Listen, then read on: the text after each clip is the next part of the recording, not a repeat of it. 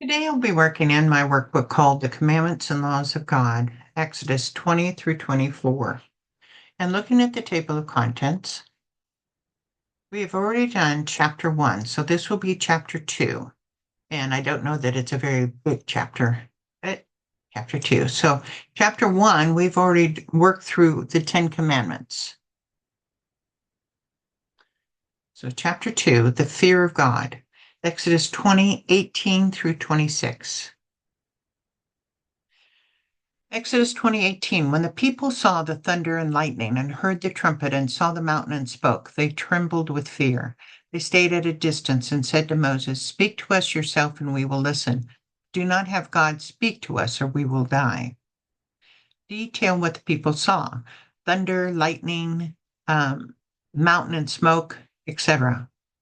Detail what the people heard. Of course, they would have heard the thunder and they would have heard the trumpet. The trumpet, the shofar, is a symbol of considerable consequence in the Old and New Testaments.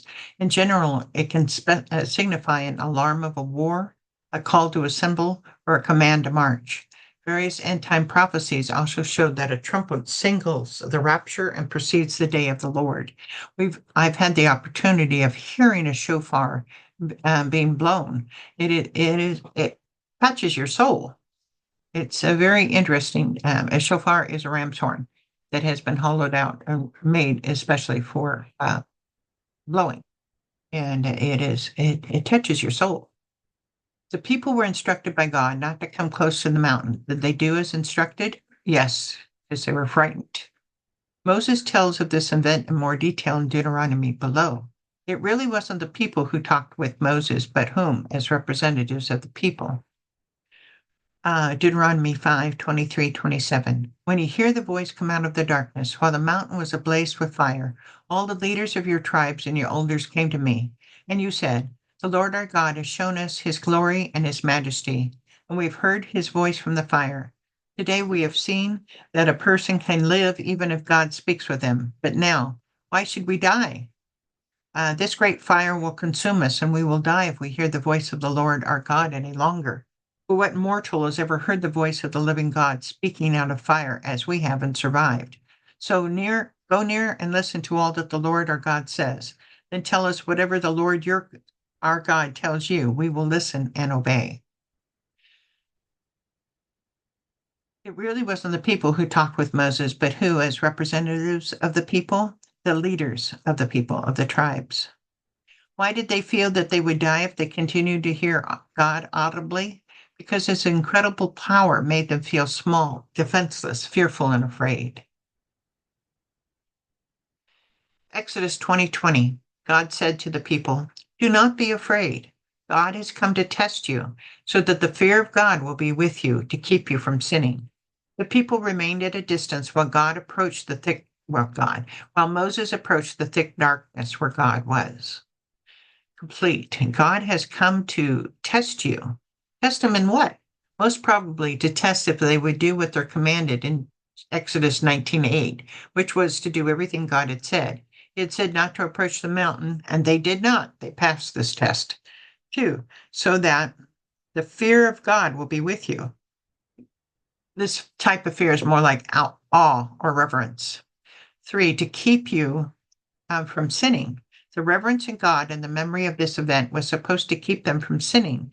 However, they quickly broke the first commandment when Moses stayed too long on top Mount Sinai in Exodus 32. That's not in this book, but when he's up there too long, like 40 days or something, they start resorting back to worshiping idols. After God spoke the Ten Commandments and people wanted Moses to be their intercessor, what did Moses do? Moses approached the thick darkness where God was. This would be the third time that Moses will go up on Mount Sinai. So, on the first ascent up the mountain, Moses brought down the words of remembrance or words of action. But you can look back on page 3, which I showed you before. So let's see if we can figure this out. On the first trip, Moses brought down words of remembrance. That is, God said, "This is what I've done to you, or for you, and these things." So remember that. and his first time. That on the second ascent up the mountain, God brought down words of remembrance or words of action. On the second trip down to the mountain, God brought words of action. They were to consecrate themselves and make themselves ready for what God was going to do. Exodus 20:22. Then the Lord said to Moses, tell the Israelites this. You have seen for yourselves that I have spoken to you from heaven. Do not make any gods to be alongside me. Do not make for yourselves gods of silver or gods of gold. This actually happens before Moses ascends the mountain. So, before he ascends on the prior chapter, these are what is being said. So sometimes this chapter doesn't totally write in sequence. Sometimes you have to understand and go between the lines and understand where it's going on. What did the people see? That God had spoken to them from heaven. Where did God speak from, the mountain or heaven? Both. 3, do not make gods to be idols, be alongside me. So basically, idols. Don't make gods to be right next to me as importance. Looking at the verse from Jeremiah below, explain what God means by the word alongside. Jeremiah 23:24.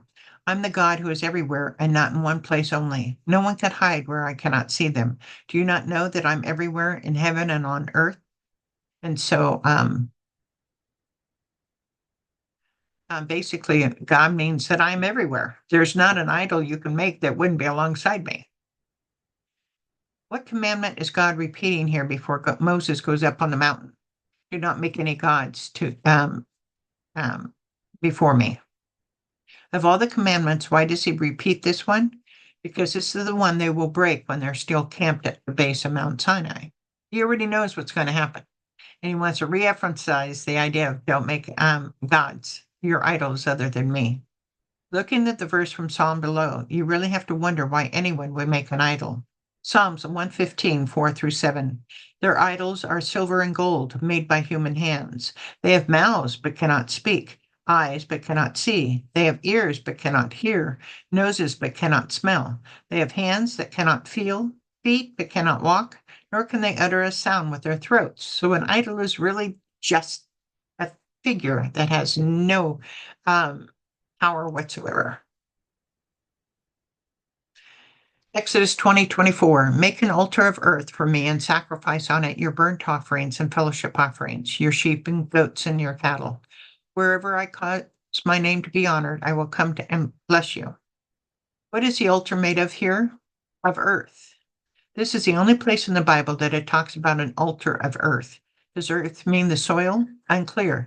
Most of the time, the altars are made out of stone. What offerings are to be put on this altar of earth? Burnt offerings and fellowship offerings. Looking at the definitions below, what is the difference between a burnt and fellowship offering? Deuteronomy 12:5. Look at the definitions below. Okay, so let's go with definitions.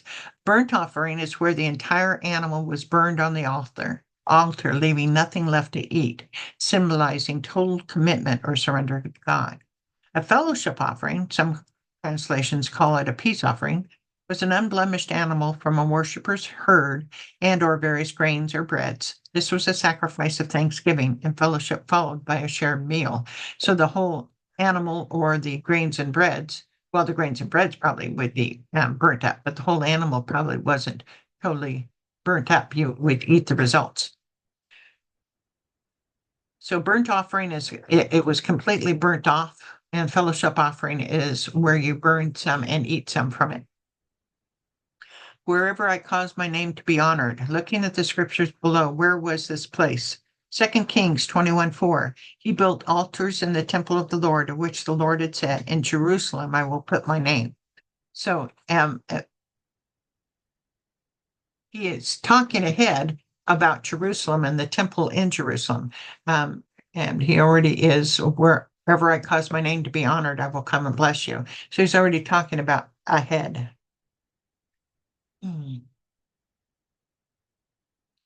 Exodus 20:25. If you make an altar of stones for me, do not build it with dressed stones, for you will defile it if you use a tool on it. Do not go up to my altar on steps, or your private parts may be exposed. Why were altars built? Altars were built by many of God's people for a number of reasons. primary reason, of course, was for animal sacrifices. However, altars were also made for such things as worship, to commemorate an encounter with God, a memorial, and to make a covenant. What kind of stones were to be used for an altar? Unhewn stones, or stones that you just pick up that have not been cut in any way. Why were only these type of stones to be used? Because cutting it in any way would defile it, would make it then not totally natural from God. This is understandable when you think about it. First, who made the stones? God. When we use a tool on a stone, we are designing it to fit what we want to be instead of what God wants. Then, as the stone carvers become more skilled, you have competitions between builders, which loses all the reason for the altar. What is the reason why the altar shouldn't be on a raised platform? So on the steps, you would expose your private parts. I guess they didn't always wear underwear under their clothes. Just reading this makes us embarrassed, but realize that God created the idea of underpants. Read below. Exodus 28, 42, 43. Make linen undergarments as a covering for the body, reaching from waist to the thigh. And Aaron and his sons must wear them whenever they enter the tent of meeting or approach the altar to minister in the holy place. So God even made undergarments. Explain the difference between an altar, which is acceptable to God, and an idol, which is unacceptable to God. An altar is where you're worshiping God. All of it's going up. The fire's going up. The meal is for him. Or idols, you're worshiping the idol itself. And this, as I said, I thought this was a short chapter. It sure is. So we come to the end of this chapter. And so the musical instrument they heard from the mountain was a trumpet. Moses approached the thick cloud where God was. Number 6, another name for the fellowship offering would be a peace offering. Number 8, where eventually would be where God's name is honored, Jerusalem. 10, don't be afraid. God has come to test you. 1 down, do not make gods out of silver and out of gold. Number 3, when the people saw the thunder, lightning, and the mountain and smoke, they trembled in fear. 4, the 2 types of offerings God asked for are burnt offerings and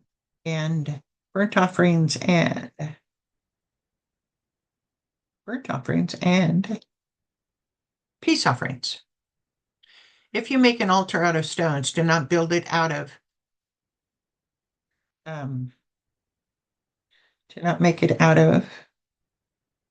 earth, out of dressed stones. Okay, dressed stones. Make an altar out of the earth. So that's the end of this chapter. I hope you enjoyed it. I'll talk to you later. Bye.